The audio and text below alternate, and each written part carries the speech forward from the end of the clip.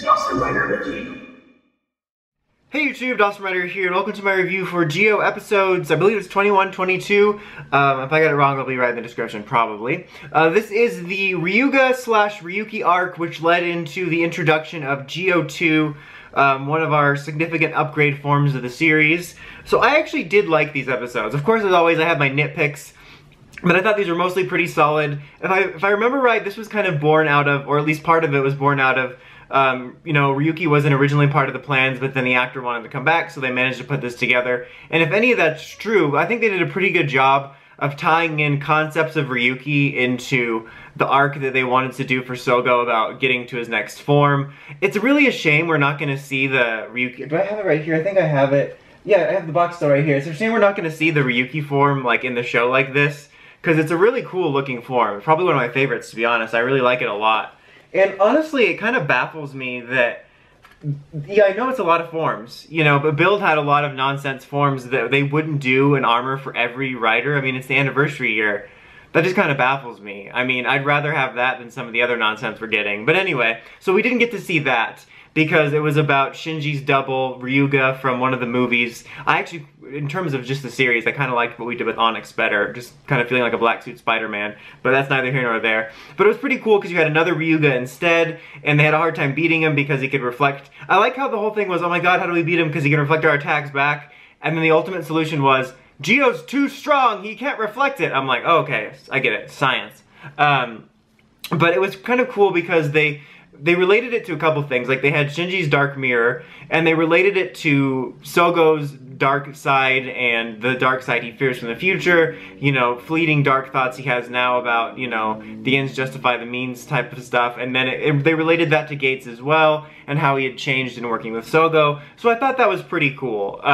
And I like the way that they used that, because, you know, it's interesting knowing that, seemingly still, that this Zi-O in the future is Sogo, and knowing Sogo's now is like the milquetoast protagonist, except with a weird dream of being a, you know, a king. Like, it's not inspiring. They're like, you spew that idealistic stuff, but then he keeps calling people his subjects. I'm like, that's not really expiring. It is expiring. No, it's not really inspiring. It is more disturbing to call people subjects. But, you know, anyway, like, I like that they kind of addressed that. They addressed, like, his general darker tendencies and the fears he has knowing what awaits in the future, and, like, how it related to evolving into this power-up, because basically Woz gave him half of the Zi-O II watch, and then he got the other half when he fully made peace with his mirror self, when he met Pierce Hawthorne at Greendale.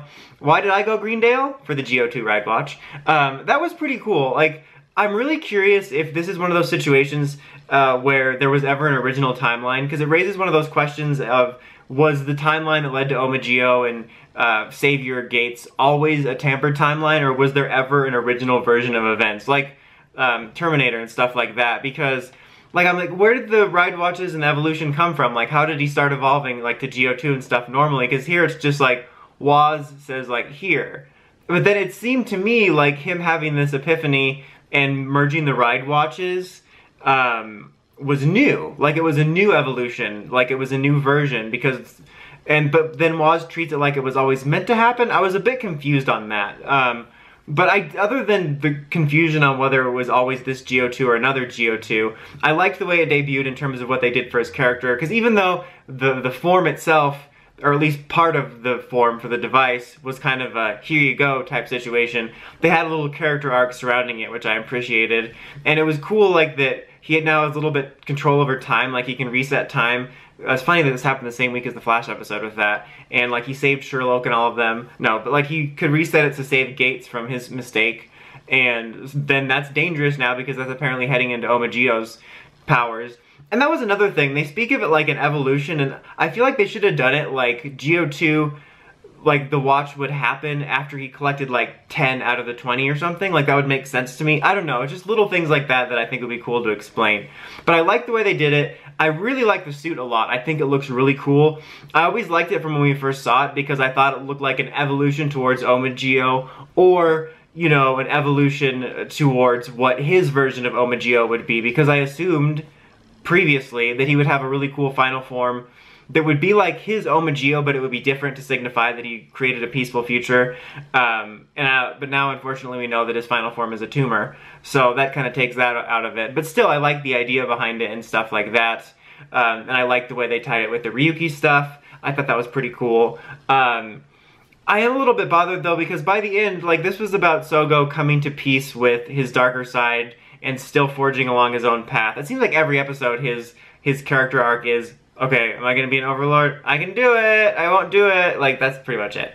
But like this week, that's what it seemed like. It seemed like the next step, like, you know, still forging his own path, but just accepting the darker parts of him and the fear of that, you know? But then apparently that led, excuse me, lots of tongue ties today, Gates and Tsuyomi to thinking, oh no, he really is headed towards Omageo. And I'm just like, guys, come on. Like, I'm so tired of this back and forth between, just believe in Sogo, he's an idealistic idiot, to, he's gonna be Omageo. It's like, honestly, we should have just killed the dude. It would have been easier. Like, there would have been no back and forth like, oh, is he gonna be good or not? No, boom, done. I'm sorry, you know, donezo. You know, it's just ridiculous. And there's so many things I want to say that I feel are repeated things of how I think this whole thing was mishandled with Gates and that whole concept. I'll probably bring it up again at some point. I'm going to spare you for today, but like during the series review, I'll probably go on a good rant about that, because they have a really cool concept here for a dynamic between our first and second riders of Zi-O and Gates, but it's just so back and forth, I'm just exhausted. And I was getting the complete wrong message, because when he got the power up, I was like, oh cool, this is the next epiphany. And then I was thinking like, oh, I actually hope we see maybe somehow a flashback of, you know, since this Sogo, we all know he's going to end up being a good guy, probably. So he's not going to end up being Omageo, but I would love to get an episode to see how a version of Sogo became Omageo. It's probably another time remnant, like Savitar, you know, time remnant shenanigans, you know how it is. But I was thinking I'd love to see that now that we're heading away from that. And then Gates is like, we're not heading away from that. So I'm like, I don't know. But I did mostly enjoy these episodes. I still just have some problems with the way things are going, but I'd probably give them both a 7. I found them to be solid and enjoyable, and not the usual mess that they can be. Next week is Kikai, the third future rider. He looks pretty cool. I'm looking forward to at least seeing that in action. But yeah, that's about it for this one. Sorry if this review's a little late. I'm recording it earlier, but it might come out later because of Toy Fair Power Ranger stuff, so I apologize about that. But until next time, don't forget to like, comment, subscribe, and of course, climb the steps and ring that bell to get notifications for all my videos. Until next time, Dawson Rider, signing out.